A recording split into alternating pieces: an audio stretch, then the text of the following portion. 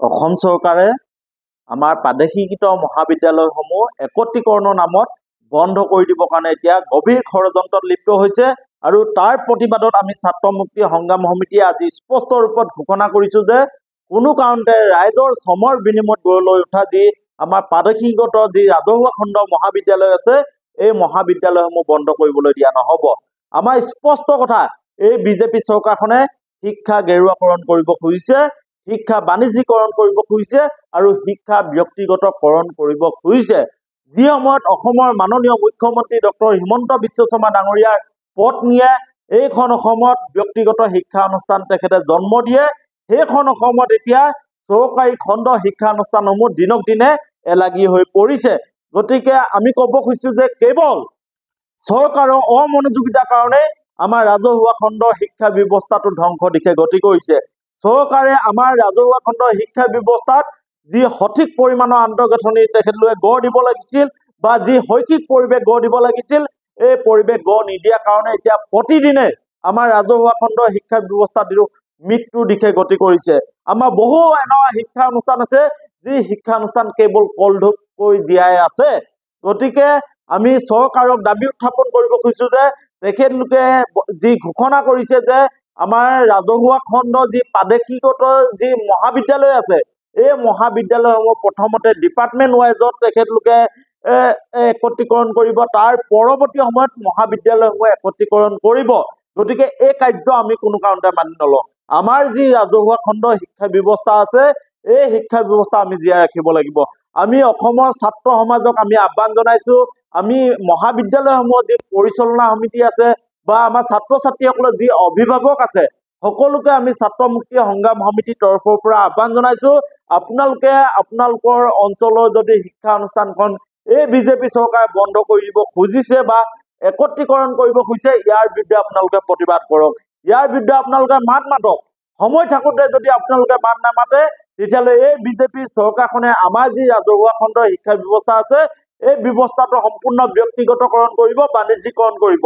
আমাৰ সম্পূৰ্ণৰূপে শিক্ষা ব্যৱস্থাটো এই বিজেপি চৰকাৰে ধ্বংস কৰিব।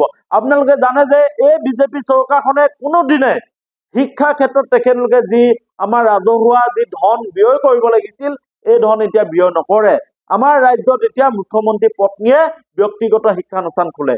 গতিকে আমি ছাত্ৰ মুক্তি সংগ্ৰাম সমিতিয়ে দীৰ্ঘদিন ধৰি চৰকাৰক দাবী উত্থাপন কৰি আহিছিলো যে আমাৰ ৰাজহুৱা খণ্ডৰ যি শিক্ষা ব্যৱস্থা আছে বা যি বিদ্যালয় মহাবিদ্যালয় আছে এই মহাবিদ্যালয়সমূহত আন্তঃগাঁথনি উন্নয়ন কৰিব লাগে, শৈক্ষিক পৰিৱেশ গঢ় দিব লাগে আৰু যি আমাৰ যি শিক্ষকসকলৰ চাকৰি নিয়মীয়াকৰণ কৰিব লাগে আৰু যিসমূহ ডিপাৰ্টমেণ্ট আছে আমাৰ মহাবিদ্যালয়সমূহত যি ডিপাৰ্টমেণ্ট আছে এই ডিপাৰ্টমেণ্ট ৱাইজত আমাৰ প্ৰতিটো ডিপাৰ্টমেণ্টত শিক্ষকসকলৰ যি চাকৰি নিয়মীয়াকৰণ হোৱা নাই এইসমূহ নিয়মীয়াকৰণ কৰিব লাগে যাতে আমাৰ মহাবিদ্যালয়সমূহত ছাত্ৰ ছাত্ৰী আকৰ্ষিত হয়।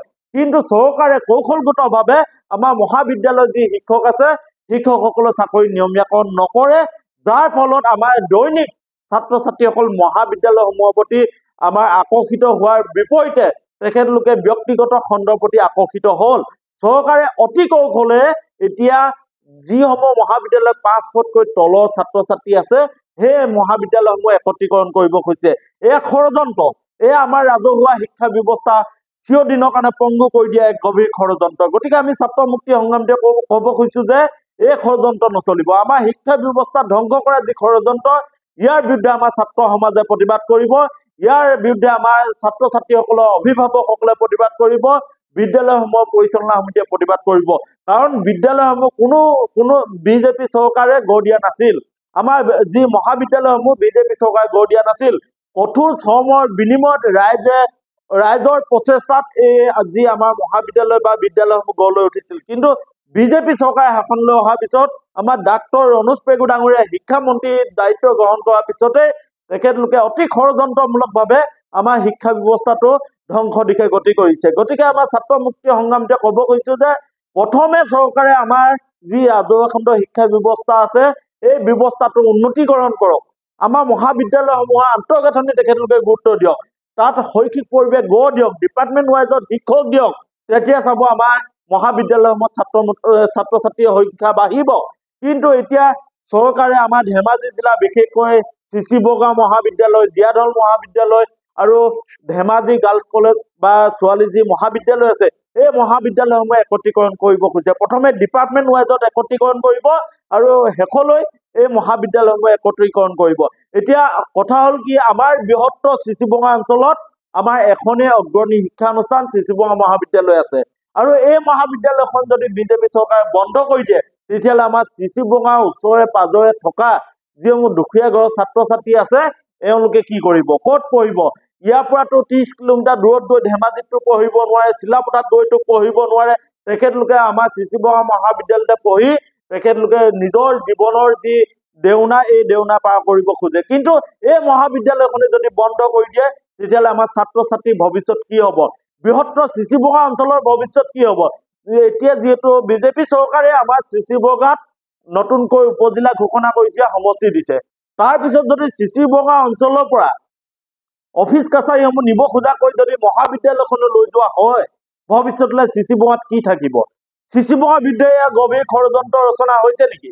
আমি প্ৰশ্ন কৰিব খুজিছো, কাৰণ চিচিবঙাৰ ৰাইজে বা চিচিবঙাৰ ৰাইজৰ এটা দীঘলীয়া আন্দোলন চলি আছে যে চিচিবঙাৰ পৰা বিভিন্ন অফিচ কাছাৰীসমূহ অন্য স্থানলৈ লৈ যাব খোজা হৈছে আৰু ঠিক সেই সময়তে এতিয়া মহাবিদ্যালয়সমূহৰ একত্ৰীকৰণৰ নামত এতিয়া বিজেপি চৰকাৰে আমাৰ চিচিবঙা মহাবিদ্যালয়খন চিচিবঙা বুকুৰ পৰা নোহোৱা কৰিব খুজিছে।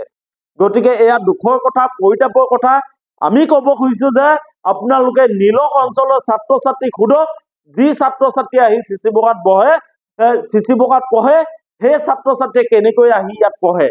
আপোনালোকে আমগুৰি বা চিচিবঙা ওচৰ পাজৰ গাঁও অঞ্চলত যিসকল কৃষকৰ ছাত্ৰ ছাত্ৰী বা কৃষকৰ সন্তান বা যিসকল দুখীয়া ঘৰৰ সন্তান যিসকলে আমাৰ চিচিবঙা মহাবিদ্যালয়ত পঢ়ে তেখেতলোকক এবাৰ সোধক, চিচিবঙা মহাবিদ্যালয়খন বন্ধ কৰিলে তেখেতলোকৰ ভৱিষ্যত কোন দিশে যাব? কেৱল বিদ্যালয়সমূহ একত্ৰীকৰণৰ নামত চিচিবঙা মহাবিদ্যালয় বন্ধ কৰিলে আমি কোনো কাৰণতে সহ্য নকৰিম। আৰু ইয়াৰ লগতে আমি ক'ব খুজিছো যে কোনো মহাবিদ্যালয়, অসমৰ কোনো মহাবিদ্যালয় একত্ৰীকৰণৰ নামত ছাত্ৰ ছাত্ৰীৰ ভৱিষ্যতক লৈ খেলা খেলিলে নহ'ব। যিখন বিজেপি চৰকাৰে কেৱল হিতাধিকাৰী সৃষ্টি কৰিছে সেইখন বিজেপি চৰকাৰে আমাৰ ৰাজহুৱা খণ্ডৰ শিক্ষা ব্যৱস্থাৰ কাৰণে তেখেতলোকৰ হাতত ধন নাই। তেখেতলোকে ধনৰ অভাৱত এতিয়া আমাৰ যি শিক্ষকৰ যি ডিপাৰ্টমেণ্ট ৱাইজত যিসমূহ শিক্ষক তেখেতলোকৰ পোষ্টসমূহ প্ৰভিঞ্চিয়েলাইজ কৰিব লাগিছিল এইসমূহ নকৰিলে কেৱল পইচাৰ অভাৱত। কিন্তু সেইখন চৰকাৰে এতিয়া হিতাধিকাৰীৰ নামত অভিলেখ সৃষ্টি কৰিছে। হিতাধিকাৰীৰ নামত তেখেতলোকে ভোটৰ ৰাজনীতি কৰে, কিন্তু শিক্ষা ব্যৱস্থাটো তেখেতলোকে উন্নতিকৰণ কৰিবৰ কাৰণে তেখেতলোকে কোনো ব্যৱস্থা গ্ৰহণ নকৰে।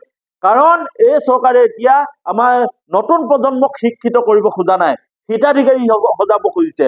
গতিকে ছাত্ৰ মুক্তি সম্বন্ধে স্পষ্ট কথা, আমি হিতাধিকাৰী সৃষ্টি কৰাতকৈ আমি আমাৰ অসমৰ ছাত্ৰ ছাত্ৰীসকলক শিক্ষিত কৰিব খুজিবৰ কাৰণে আমি চৰকাৰক আহ্বান জনাইছো, দাবী জনাইছো, চৰকাৰে আমাৰ ছাত্ৰ ছাত্ৰীসকলক শিক্ষিত কৰক, হিতাধিকাৰী নহয়, আমাক শিক্ষিত কৰক।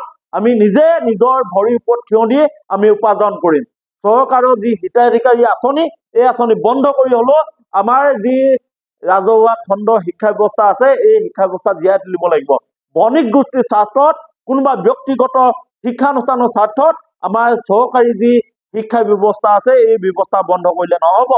কাৰণ বিজেপি চৰকাৰে এতিয়া এই চৰকাৰখনে যিহেতু বেপাৰীসমূহৰ পক্ষত থিয় দিছে, বেপাৰীৰ স্বাৰ্থত এই বিজেপি চৰকাৰখনে এতিয়া আমাৰ দুখীয়া ছাত্ৰ ছাত্ৰীৰ পেটত লাট দিব খুজিছে, আমাক উপযুক্ত শিক্ষা গ্ৰহণ কৰাৰ পৰা বঞ্চিত কৰিব খুজিছে। গতিকে ঢেৰ অভিযোগ আছে। আমি ছাত্ৰ মুক্তি সংগ্ৰামীয়ে আজি আমাৰ জন্মকালৰ পৰাই আমি দাবী উত্থাপন কৰি আছো যে সকলো ছাত্ৰ ছাত্ৰীৰ মাজত সমমৰ্যাদা সম অধিকাৰ থাকিব লাগিব, সমান বিকাশ হ'ব লাগিব। কিন্তু সেই বিকাশ কৰিবৰ কাৰণে চৰকাৰে এতিয়া আমাৰ মহাবিদ্যালয়সমূহত আন্তঃগাঁথনি পৰিৱেশ গঢ় দিয়া নাই। যি শৈক্ষিক পৰিৱেশ গঢ় দিব লাগে এই পৰিৱেশ গঢ় দিয়া নাই, কাৰণ বিজেপি চৰকাৰৰ পইচা নাই। পইচা আছে তেখেতলোকে হিতাধিকাৰী সৃষ্টি কৰে, ভোটৰ ৰাজনীতি কৰে, কিন্তু 100% ছাত্ৰ ছাত্ৰীক যদি আমি শিক্ষিত কৰাৰ কথা কওঁ তেতিয়াহ'লে এই বিজেপি চৰকাৰখনে আমাৰ ওপৰত কেছ লগাই দিয়ে, আমাৰ ওপৰত এনআই জাপি দিয়ে। গতিকে আমি আজি পুনৰ দাবী কৰিছো, মহাবিদ্যালয়সমূহৰ যি একত্ৰীকৰণৰ যি প্ৰচেষ্টা ষড়যন্ত্ৰ এই ষড়যন্ত্ৰ মানি লোৱা নহ'ব। ইয়াৰ বিৰুদ্ধে তীব্ৰ গণতান্ত্ৰিক আন্দোলন হ'ব আৰু বিজেপি চৰকাৰে জানি লোৱা উচিত, আমাৰ অসমৰ সন্মানীয় মুখ্যমন্ত্ৰী ডক্টৰ হিমন্ত বিশ্ব শৰ্মা আৰু শিক্ষামন্ত্ৰী ডাক্তৰ ৰণোজ পেগু ডাঙৰীয়াই জানি লোৱা উচিত, ছাত্ৰ মুক্তি সংগ্ৰাম সমিতি এতিয়াও জীয়াই আছে। ছাত্ৰ ছাত্ৰীক লগত লৈ যি শিক্ষা ব্যৱস্থা ষড়যন্ত্ৰ, শিক্ষা ব্যৱস্থা ধ্বংস কৰিবৰ কাৰণে যি ষড়যন্ত্ৰ কৰিছে বা শিক্ষা বাণিজ্যিকৰণ কৰিবৰ কাৰণে যি চেষ্টা কৰিছে, শিক্ষা গেৰুৱাকৰণ কৰিবৰ কাৰণে তেখেতলোকে যি চেষ্টা কৰিছে, এই চেষ্টা আমি উকুৱাই দিবৰ কাৰণে প্ৰতিশ্ৰুতিবদ্ধ। তেখেতলোকে মনত ৰখা উচিত।